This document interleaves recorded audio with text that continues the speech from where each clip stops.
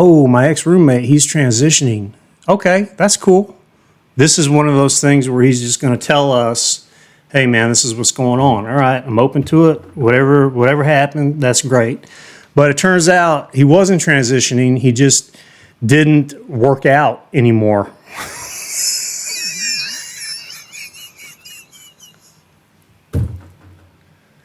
So it wasn't implants. They were just natural, probably B cups from just non-physical activity. We all had a big laugh at it, but it's like, dude, even the soccer players wear sports bras. The guys, I've seen them. Can you just at least put a sports bra on? Because you're sending out the wrong message.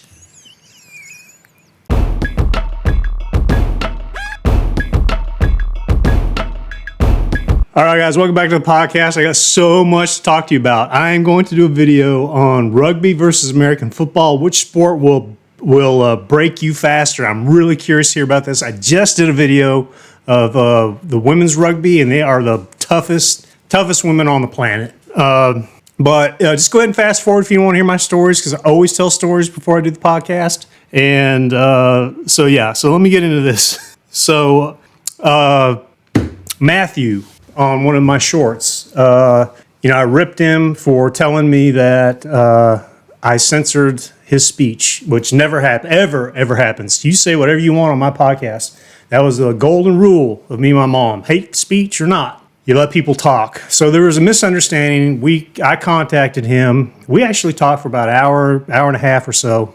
And I had one of the best conversations I've had in a long time. It reminded me of being back in college. A very, very intellectual thinker. And, he sent a very sweet note on our conversation on the podcast. If you want to go read it, go look at that video. It's got like 3,000 views right now. But he left a really sweet note about, hey, talking to Dave, he's exactly like he is on the podcast, which is true. I'm not faking it. This is who I am. But he also said something very sweet, which was, Dave's a bigger thinker than what you think he is. He's more layered. He's a deeper thinker than what you see on the podcast. So what you see is real, but there's more layers to him than what you see.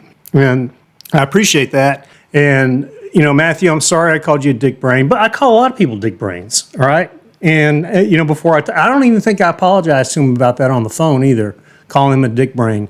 But I'll apologize to you now for calling you a dick brain, because I know you're not. Talking to you reminded me of college. So in that vein, I got to tell you this story. So as a lot of you know who've watched the shorts, yes, I went to college. Yes, I have a double major. It's nothing to brag about. I'm not trying to impress you. I'm just trying to press upon you what education did for me, at least at the time. So, I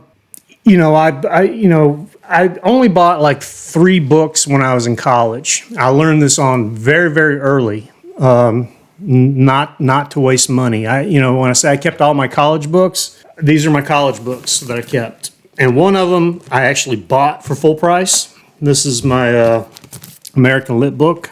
And there's all kinds of notes. Oh, look at that right there. There's all kinds of notes in this one.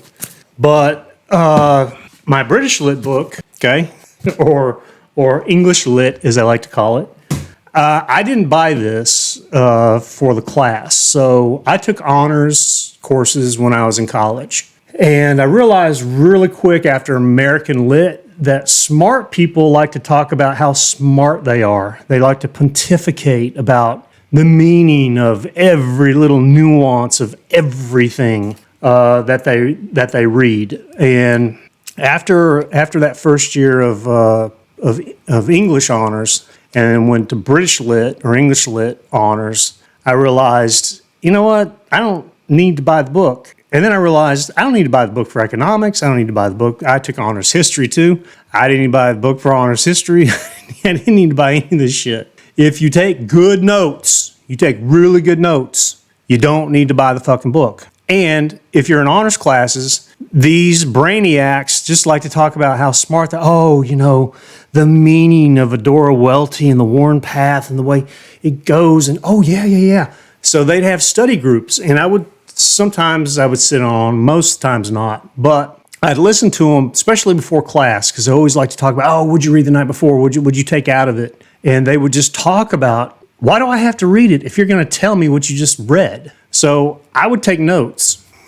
And they'd be like, oh, yeah, so, Keats, when he was writing this, I think that he meant, oh, yeah, that's really good. You know what? I was reading the same thing. Well, no, you let him say what his opinion is or her opinion is first, and I'll let you know what I thought about it. And they're like, oh, well, yeah, they just love to talk about how smart they are. So I would just sit there and I'd just take notes on what they would say. And I made A's through all my honors classes, English and history. So this is the reason why I have this English lit book. And this was more kind of given to me than it was bought, to be honest. My American lit I bought. So what ended up happening is about a week before finals, and this is finals, full year of British lit, somebody sat down in my class. They sat down with me outside the class, and they were like, hey, man, how do you make A's on every test?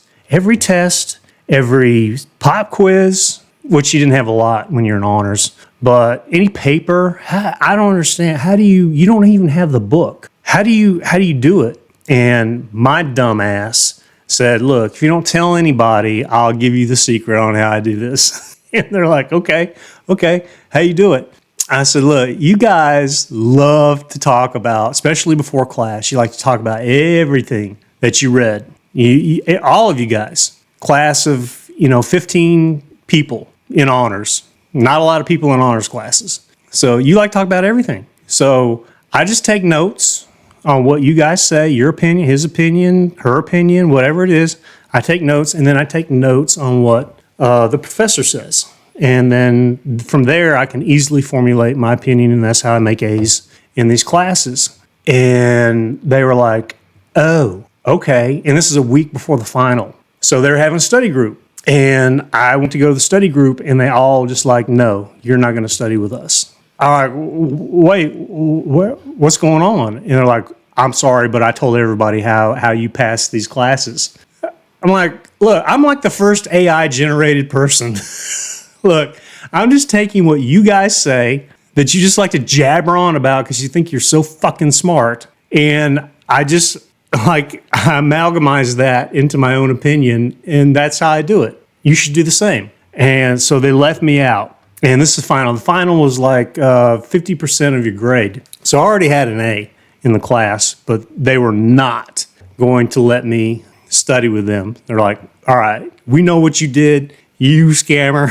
You're going to fail this class now. It's like, worst case scenario, I'll get a C. And so I found a guy who had British Lit, this book. And I'm like, hey, man. He's like, oh, well, this is like 2 years old. They already replaced it. I said, I don't care. There's just one thing I need to look out of it because, we're going to go through the A, B, C's, and D's, but you also have to write a paragraph of something that you learned, that really hit you in that class. So I did read Mary Shelley's Frankenstein. I actually did the play back, I don't know when I did it, but I did it. I knew about it. So I knew about this. So I got the book, and they're like, oh, Dave's got the book. Oh, wow, let's see what happens to Dave. So I just stood in front of them. They were all in the study group, and I stood in front of them. I'm just like, all right. Oh, Dave finally got a book. I'm like, yeah, Dave did get a book. And so I'm flipping through. I'm like, oh, there it is. Milton. Yeah, there we go. Yes. Oh, Mary Shelley. So let me see. Let me go. Paradise Lost. What's this? Maker of Clay. Mold Me Mint. Got it. Close the book in front of them. Set it down. Walked off. They're like, what the fuck is this guy talking about? So I went in, took the final. Everybody's like looking at me. Oh, well, we can't wait till you fail this final. So my last paragraph thing that I had to write is more than a paragraph. I did with Milton's and I compared it to Mary Shelley's Frankenstein, and it was I request thee, maker of clay, to mold me man, to solicit me from darkness, to promote me, all this stuff, and how that compares to, did I ask God to make me, and did Frankenstein mean to create the creature, all this stuff.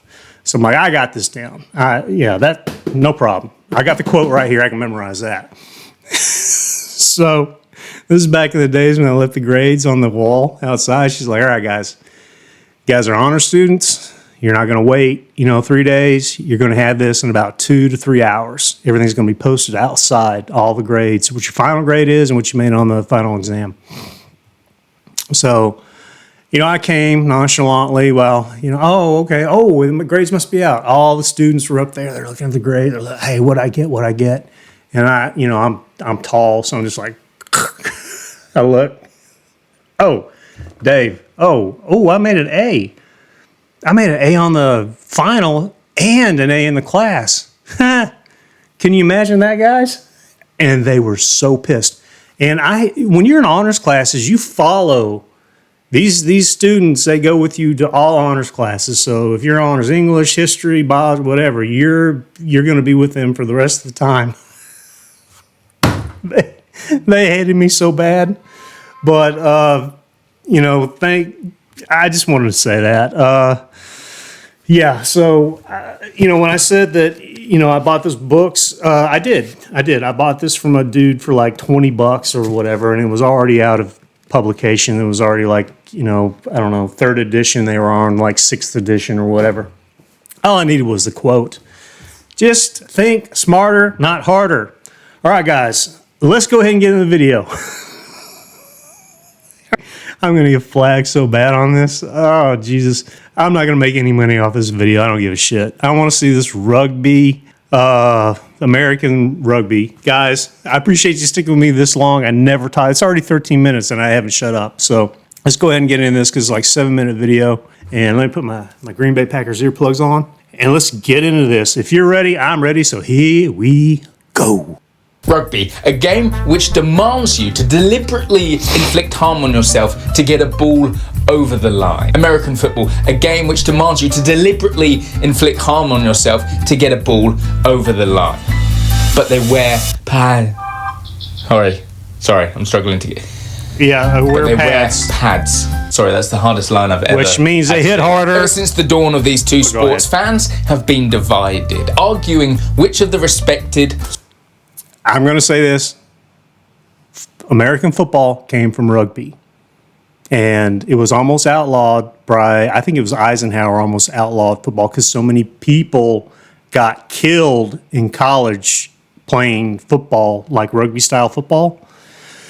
And he actually is the one, I think it was Eisenhower. I have to look it up. I got a book. But he's the one who actually saved football and tried to make it safer with leather helmets and all kinds of stuff.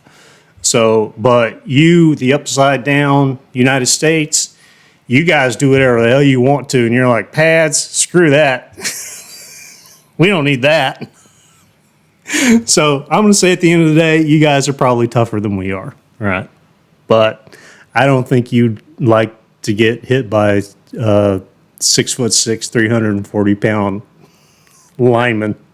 You don't have that. Some of those guys can run as fast as your rugby players. Let's go. Sports are tougher. I mean, if we're all being honest with each other, you've got to be slightly nuts to play either of these sports. Voluntarily allowing yourself to essentially be hit by a car 3 to 4 times a game isn't for the faint-hearted, all right? And it would probably usually get you admitted into some sort of psychiatric ward. But if you put some boots on and stick a gum shield in the mouth, that's entertainment. You could literally die playing both of these sports. Death, right? But we still choose to do it. Why don't we all just take up bowling? Bowling's pretty cool. Tournament champions winner. Dude, Maybe not. calm down. But today, I'm going to try and work out which one is tougher. Rugby or American football. He's out there with a kid like Cameron Robinson and... what? When you compare the contact in these two games, you've got to compare a few things.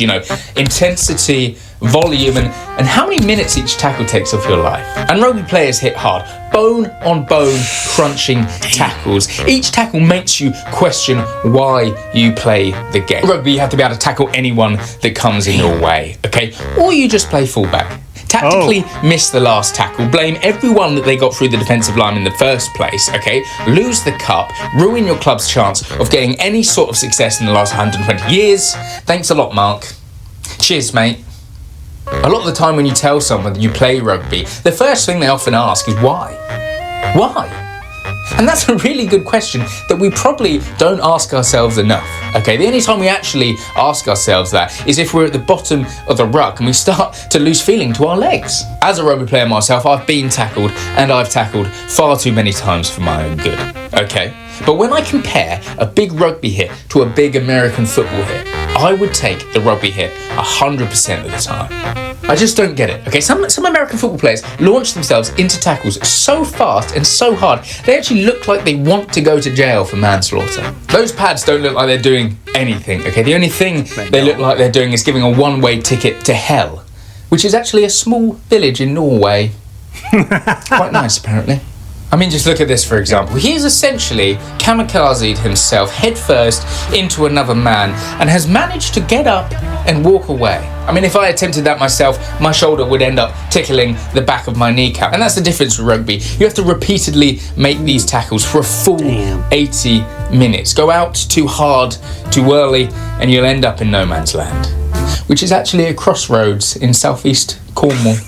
The pure volume of contact in rugby is what makes it so hard. The tackles, the rucks, the scrums, the mauls, the dropping high balls, they all come together just to make a one big messy ball of pain and DOMs. And that's one of the main arguments for people that think rugby is a tougher sport. It's constant. The pain doesn't stop. Whereas in American football, you have 40-second breaks within each play, and you have ad breaks here, there, and everywhere. True. Don't get me wrong. I'd love some of that sweet ad revenue in rugby. By God, we need it. But it would get rid of what makes rugby so special. 80 minutes of full-on gladiatorial combat. Damn. And boy, are some of our gladiators good. Look at this guy right here. Are you going to sit there and seriously tell me you would tackle him? No. You would I tackle wouldn't. that. Look at this. Look at the size of his legs. You think you can tackle that? No, you couldn't. You're lying to yourself. Okay? Rugby's getting to that stage where most players in pretty much all positions have to be big, okay? Unless you're a 9. Being a 9's pretty cool. Pass the ball. And then try to Look at that. tackle. They don't expect you to actually tackle. If you miss the tackle, it's fine. And American football isn't shy of huge athletes as well. Everyone that plays that sport is big and fast, okay? Look at this here. How is that? How is he moving that fast? How is that physically possible? That a man that size. It is in short bursts. You guys play like soccer. You're just constantly the entire game. And you're right. We have breaks in football. Here, I'm not saying that football hits harder or not. I think the safety of the helmets, believing that the helmets and the pads and all that's going to protect you is what makes some of the hits more vicious, because a lot of this is helmet-to-helmet contact, and people have just been knocked out, paralyzed. I'm sure this happened in rugby too. So I'm not saying that American football is tougher. I've actually seen an American football player go to Australia to try to play rugby. He was a linebacker, good linebacker too, in the NFL, retired. He couldn't keep up with the rugby players. He couldn't keep up with the whole, the speed, the endurance, all that stuff. But if he laid a hit on you, it would be a lot harder than what you think. So I don't know, man. You guys are reckless abandon, fucking upside down United States. Let's go. Guys shouldn't move that fast. It doesn't work, okay? It's not fair. What is this man injecting into his cheeks to achieve this sort of size and athleticism, okay? Let me know so I can just stay way clear. So I can never go anywhere near it. Yeah, you don't want to be hit by a man. Let me know so I don't ever find it. Yeah. Pause. If you haven't liked nor subscribed to the channel right now, you will have to play field hockey for the rest of your life. Field hockey. It's probably the worst sport in the world. Probably. Okay, continue. What about we just have one massive wrestling match with the 10 strongest rugby players and the 10 strongest American football players clashing in the middle? I think it would probably destroy the planet, to be honest, but it would be great to see, okay? That would let us decide who is ultimately the toughest. We could even go so far as to host it in Uranus, which is a small town in Missouri. Who keeps writing this stuff? Quite frankly, there is no real objective way to test which is the toughest sport. And that's the problem, isn't it, really? As sporting fans, we often strive for sporting supremacy, getting the one-up on our competitors in other sports. Are we really ever going to find out which sport inflicts the most pain? As fans, we just have to sit back and enjoy it and appreciate these amazing athletes for sacrificing their well-being and bodies for our entertainment. Next time you sit down and enjoy your favourite sport, be it rugby or American football, just appreciate the amount of pain some of these athletes could be going through, even if they get paid a lot while doing it. In my opinion, I think rugby slightly edges it, purely down to the repetitive nature of the contact. I might be slightly biased, because I've never actually played American football before, but that doesn't matter. I'd love to know your opinion down in the comment section below. Let me know which one you think is harder, or if there's a harder sport out there. Probably UFC, something where you literally beat someone's face into a pulp. Thank you so much for watching. I hope you did enjoy this video. If you did, please feel free to drop a like on it, and maybe even subscribe to the channel. Okay? Hopefully see you soon. See you. All right. I'm definitely going to subscribe to his channel. It's a hard one.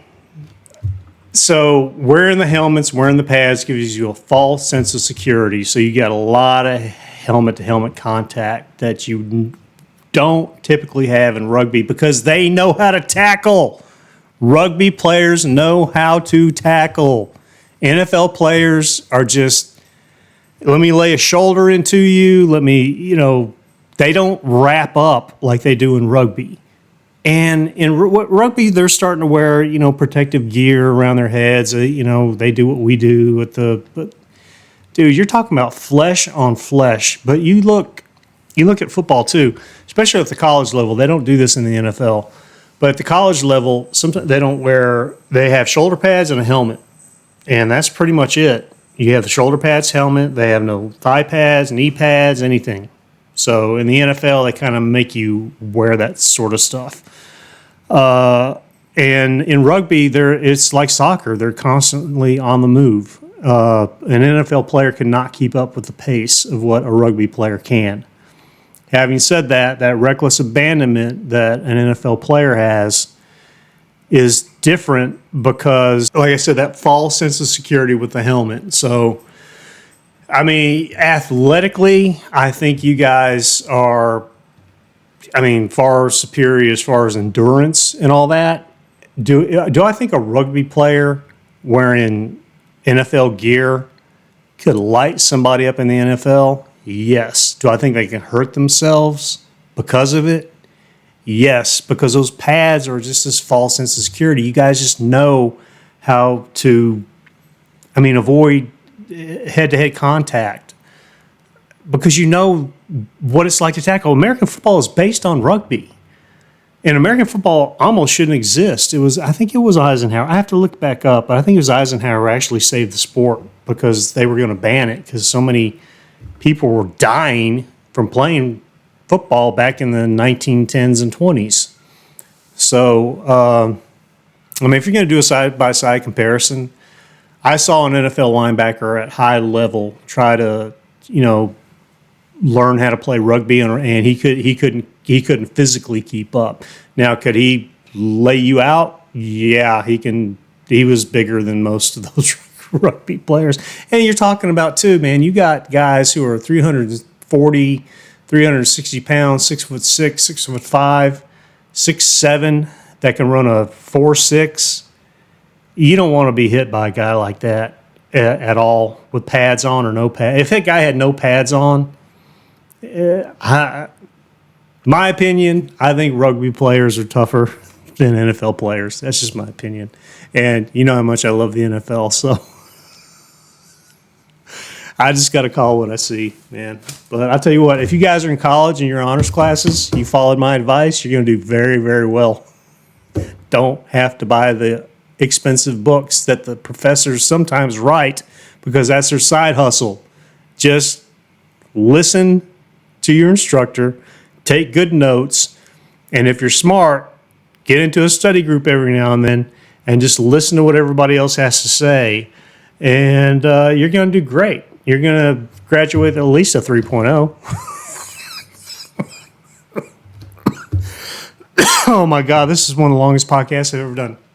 Guys, I did this partially because I thought there was some storms coming, and I was hoping we would have some storms when we did the podcast, but alas, it didn't happen. I hope you watch it anyway, and if you can put up my 11-minute rant before this video, I really do appreciate it. I know there's people who are just going to watch everything that I say, and then some people who just discover the podcast are like, I wish this dude would just shut the fuck up, and I just want to see the video.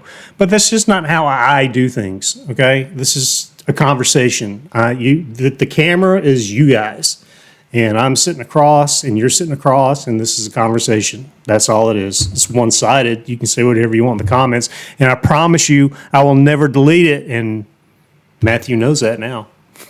All right, guys. Thanks for tuning in to the podcast. Like, subscribe, share it, notification bell, all that shit. Catch you on the next podcast.